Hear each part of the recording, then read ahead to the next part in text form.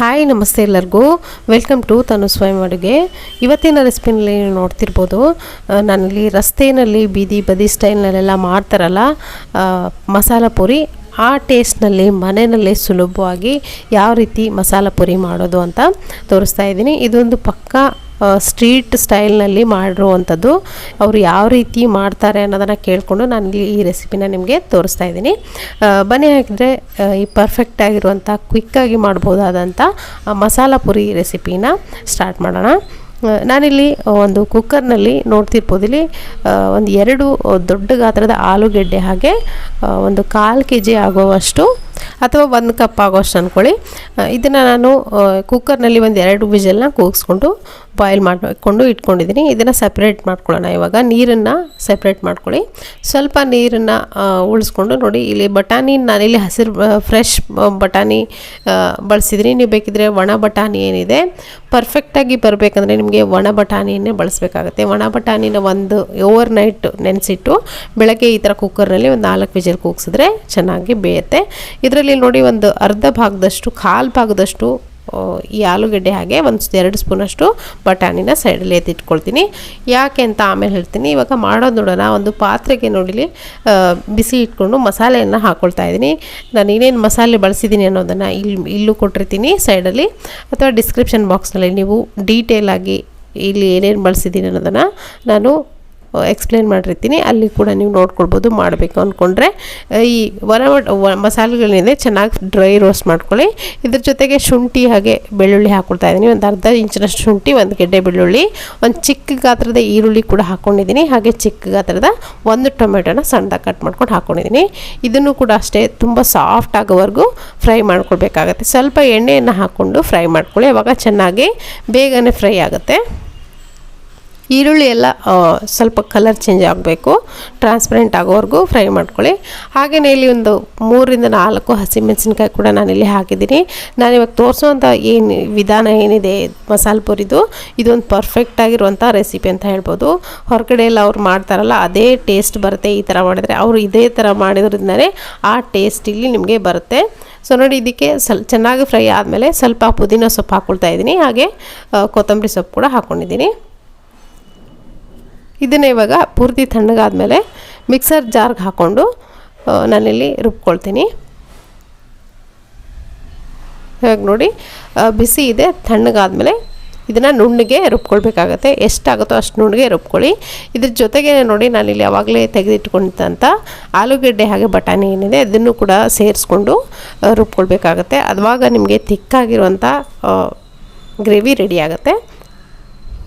ಇವಾಗ ಮಾಡೋದು ನೋಡೋಣ. ಒಂದು ಅಗಲವಾಗಿರುವಂಥ ಪಾತ್ರೆ ಬಿಸಿ ಇಟ್ಕೊಂಡಿದ್ದೀನಿ. ಇದಕ್ಕೆ ಎಣ್ಣೆ ಒಂದು 2 ಟೇಬಲ್ ಸ್ಪೂನಷ್ಟು ಹಾಕ್ಕೊಂಡಿದ್ದೀನಿ. ಎಣ್ಣೆ ಚೆನ್ನಾಗಿ ಕಾದಾದಮೇಲೆ ಲೋ ಫ್ಲೇಮ್ಲಿ ಇಟ್ಕೊಂಡು ಮಸಾಲೆಗಳನ್ನು ಹಾಕ್ಕೊಳ್ಳಿ. ಜೀರಿಗೆ ಪೌಡ್ರ್ ಹಾಕ್ಕೊಂಡಿದ್ದೀನಿ ಒಂದು ಅರ್ಧ ಟೀ ಸ್ಪೂನಷ್ಟು, ಒಂದು ಅರ್ಧ ಟೀ ಸ್ಪೂನಷ್ಟು ಧನಿಯಾ ಪೌಡ್ರ್, ಹಾಗೆ ಗರಂ ಮಸಾಲ ಹಾಕ್ಕೊಂಡಿದ್ದೀನಿ 1 ಸ್ಪೂನಷ್ಟು, ಅಚ್ಕಾರದ ಪುಡಿ ಹಾಗೆ ಅರಶಿಣದ ಪುಡಿ. ಅಚ್ಕಾರದ ಪುಡಿ ಸ್ವಲ್ಪ ಕಡಿಮೆ ಹಾಕ್ಕೊಳ್ಳಿ, ಯಾಕಂದರೆ ಹಸಿಮೆಣಸಿನ್ಕಾಯಿ ಕೂಡ ನಾವಿಲ್ಲಿ ಬಳಸಿದ್ದೀವಿ ರುಬ್ಲಿಕ್ಕೆ. ಖಾರ ಜಾಸ್ತಿ ತಿನ್ನೋರು ಹಾಕ್ಕೊಳ್ಬೋದು ಜಾಸ್ತಿನೇ. ಇವಾಗ ನೋಡಿ, ಚೆನ್ನಾಗಿ ಫ್ರೈ ಆದಮೇಲೆ ಮಸಾಲೆ ಹಾಕಿರುವಂಥದ್ದು, ಈ ರುಬ್ಕೊಂಡು ಇಟ್ಕೊಳ್ಳೋಂಥ ಏನು ಮಸಾಲೆ ಪೇಸ್ಟ್ ಇದೆ ಅದನ್ನು ಕೂಡ ಇದರಲ್ಲಿ ಹಾಕ್ಕೊಳ್ತೀನಿ. ಹಾಕ್ಕೊಂಡು ಮಸಾಲೆ ಏನಿದೆ ಸ್ವಲ್ಪ ಚೆನ್ನಾಗಿ ಗಟ್ಟಿಯಾಗೋವರೆಗೂ ಈ ಥರ ನೀವು ಫ್ರೈ ಮಾಡ್ಕೊಳ್ಬೇಕಾಗತ್ತೆ ಮಸಾಲೆನ. ಸೊ ಆಲ್ರೆಡಿ ಹುರಿದಿರೋದ್ರಿಂದ ಸ್ವಲ್ಪ ಟೈಮ್ ತೊಗೊಳ್ಳಲ್ಲ, ಸ್ವಲ್ಪ ಬೇಗನೆ ಮೀಡಿಯಮ್ ಫ್ಲೇಮ್ ಇಟ್ಕೊಂಡು ಸ್ವಲ್ಪ ಗಟ್ಟಿಯಾಗೋವರೆಗೂ ಫ್ರೈ ಮಾಡಿಕೊಂಡ್ರೆ ಆಯಿತು. ಇವಾಗ ನಾವು ಆವಾಗಲೇ ಮ್ಯಾಶ್ ಮಾಡಿ ಇಟ್ಟಂಥ ಈ ಆಲೂಗಡ್ಡೆ ಹಾಗೆ ಬಟಾಣಿ ಮಿಕ್ಸ್ಚರ್ ಏನಿದೆ ಇದನ್ನು ಕೂಡ ನೋಡಿಲಿ ಹಾಕ್ಕೊಂಡು ನಾನಿಲ್ಲಿ ಮಿಕ್ಸ್ ಮಾಡ್ಕೊಳ್ತಾ ಇದ್ದೀನಿ. ಇದನ್ನು ಜಾಸ್ತಿ ಕುದಿಸೋ ಅಗತ್ಯ ಏನಿಲ್ಲ, ಆಲ್ರೆಡಿ ಎಲ್ಲವನ್ನು ಬೇಯಿಸಿರೋದ್ರಿಂದ ಜಸ್ಟ್ ಮಿಕ್ಸ್ ಮಾಡಿದ್ರೆ ಸಾಕು. ಸೊ ಇವಾಗ ಒಂದು ಜಾರ್ ಏನಿದೆ ಅದರಲ್ಲಿ ನೀರು ಹಾಕ್ಕೊಂಡು, ಆ ಜಾರ್ ಫುಲ್ ಜಾರ್ ಹಾಕ್ಕೊಂಡಿದ್ದೀನಿ ನಾನು. ನೀರು ಕನ್ಸಿಸ್ಟೆನ್ಸಿ ನೀವು ನೋಡಿಕೊಂಡು ನೀವು ಹಾಕ್ಕೊಳ್ಬೇಕಾಗತ್ತೆ. ಸ್ವಲ್ಪ ನೋಡಿ, ಗಟ್ಟಿ ಕೂಡ ಇರಬಾರ್ದು ಜಾಸ್ತಿ, ಅಥವಾ ತೆಳುವಾಗಿ ಕೂಡ ಇರಬಾರ್ದು, ಒಂದು ಮೀಡಿಯಮ್ ಗ್ರೇವಿ ಥರ ಇರಬೇಕು. ಇವಾಗ ಉಪ್ಪು ರುಚಿಗೆ ಎಷ್ಟು ಬೇಕು ಅಷ್ಟು ನೋಡಿಕೊಂಡು ಉಪ್ಪನ್ನು ಸೇರಿಸ್ಕೊಳ್ತಿದ್ದೀನಿ. ಅರ್ಧ ಟೀ ಸ್ಪೂನಷ್ಟು ಬ್ಲ್ಯಾಕ್ ಸಾಲ್ಟ್ ಹಾಕ್ಕೊಂಡಿದ್ದೀನಿ. ಹಾಗೆ ಒಂದು ಟೀ ಸ್ಪೂನ್ ಆಗೋಷ್ಟು ಆಮ್ಚೂರ್ ಪೌಡ್ರ್ ಹಾಕ್ಕೊಂಡಿದ್ದೀನಿ. ಈ ಆಮ್ಚೂರ್ ಪೌಡ್ರ್ ಹಾಕೋದ್ರಿಂದ ಅಥವಾ ಬ್ಲ್ಯಾಕ್ ಸಾಲ್ಟ್ ಹಾಕೋದ್ರಿಂದ ತುಂಬ ಚೆನ್ನಾಗಿ ಟೇಸ್ಟ್ ಬರುತ್ತೆ. ಇದ್ದರೆ ನೀವು ಈ ಮಾತ್ರ ಚಾಟ್ ಮಸಾಲ ಕೂಡ ಒಂದು ಟೀ ಸ್ಪೂನಷ್ಟು ಹಾಕ್ಕೊಳ್ಳಿ. ಅದು ಕೂಡ ಟೇಸ್ಟ್ ತುಂಬ ಚೆನ್ನಾಗಿ ಬರುತ್ತೆ. ಯಾವ ರೀತಿ ಹೋಟೆಲ್ ಬೀದಿ ಸ್ಟೈಲ್ನಲ್ಲೆಲ್ಲ ಕೊಡ್ತಾರಲ್ಲ ನಿಮಗೆ ಮಸಾಲೆ ಪುರಿ, ಅದೇ ಟೇಸ್ಟ್ ನಿಮಗೆ ಇಲ್ಲಿ ಬರುತ್ತೆ.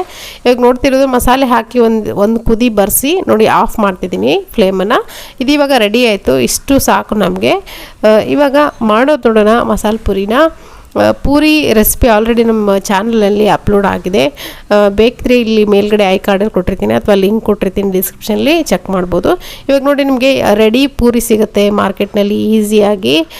ಆರಾಮಾಗಿ ಇದನ್ನು ತಂದು ಯಾವಾಗ ಬೇಕೋ ಆವಾಗ ಈ ಥರ ಎಣ್ಣೆಯಲ್ಲಿ ಹಾಕ್ಕೊಂಡು ಫ್ರೈ ಮಾಡಿಕೊಂಡ್ರೆ ತಕ್ಷಣವೇ ನಿಮಗೆ ಪೂರಿ ರೆಡಿ ಆಗುತ್ತೆ. ಯಾವುದೇ ಹಿಟ್ಟನ್ನು ನಾದೋ ಅಗತ್ಯ ಇಲ್ಲ, ಅಥವಾ ಹಿಟ್ಟು ನಾದಿ ಈ ಥರ ಕಟ್ ಮಾಡಿಕೊಂಡು ರೋಲ್ ಮಾಡೋ ಅಗತ್ಯ ಇಲ್ಲ. ಜಸ್ಟು ಒಂದು 5 ನಿಮಿಷದಲ್ಲ ಈ ಥರ ಪೂರಿ ರೆಡಿ ಆಗುತ್ತೆ. ನಾನು ಕೂಡ ಇದೇ ಪೂರಿಯನ್ನು ಇಲ್ಲಿ ಬಳಸಿ ಮಾಡ್ತಿರೋದು. ನಿಮಗೆ ಬೇಕಿದ್ದರೆ ಬೇರೆ ಪ್ಯಾಕೆಟ್ಸ್ ಹೊರಗಡೆ ತಂದು ನೀವು ಮಾಡ್ಕೊಳ್ಬೋದು, ಅಥವಾ ಮನೆಯಲ್ಲೇ ಹಿಟ್ಟನ್ನು ಕಲಿಸ್ಕೊಂಡು ನೀವು ಮಾಡ್ಕೊಳ್ಬೋದು ಆವಾಗಲೇ ಹೇಳಿದಾಗೆ. ಸೊ ಇವಾಗ ಇದನ್ನು ಫ್ರೈ ಮಾಡಿಕೊಂಡು ತೆಗೆದಿದ್ದೀನಿ ಪೂರಿಗಳನ್ನು. ಎಷ್ಟು ಕ್ರಿಸ್ಪಿಯಾಗಿ ಬರುತ್ತೆ ಅಂದರೆ ಈ ಪೂರಿ ತುಂಬ ಚೆನ್ನಾಗಿರುತ್ತೆ. ಈ ಥರ ರೆಡಿ ಪೂರಿ ತೊಗೊಂಡು ಬಂದು ಮಾಡ್ಕೊಳ್ಳೋದು ತುಂಬ ಈಸಿ ಅಂತ ಹೇಳ್ಬೋದು. ಸೊ ಇವಾಗ ಮಸಾಲ ಪೂರಿ ರೆಡಿ ಮಾಡ್ಕೊಳ್ಳೋಣ. ಪೂರಿ ಮಾಡಲಿಕ್ಕೆ ಗ್ರೇವಿ ಕೂಡ ರೆಡಿಯಾಗಿದೆ, ಆಲೂಗಡ್ಡೆ ಮತ್ತು ಬಟಾಣಿದು.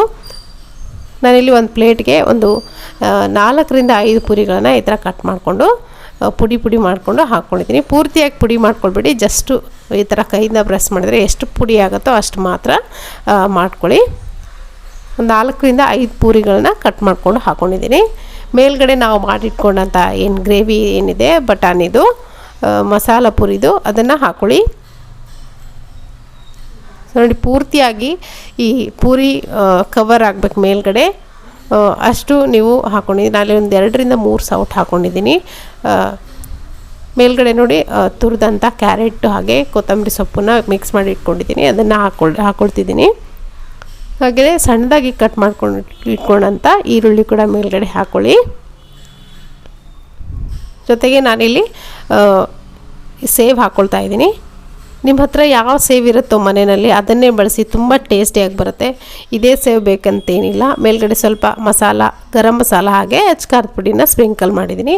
ಇವಾಗ ನೋಡಿ ಪರ್ಫೆಕ್ಟಾಗಿ ಸ್ಟ್ರೀಟ್ ಸ್ಟೈಲಲ್ಲಿ ಮಾಡುವಂಥ ಮಸಾಲ ಪುರಿ ರೆಡಿಯಾಗಿದೆ. ಖಂಡಿತ ಈ ರೆಸಿಪಿನ ನಿಮಗೆ ಇಷ್ಟ ಆಗಿದೆ ಅಂದ್ಕೊಳ್ತೀನಿ. ಇಷ್ಟ ಆಗಿದ್ರೆ ಈ ರೆಸಿಪಿಗೆ ಒಂದು ಲೈಕ್ ಒತ್ತೋದನ್ನು ಮರಿಬೇಡಿ. Thank you.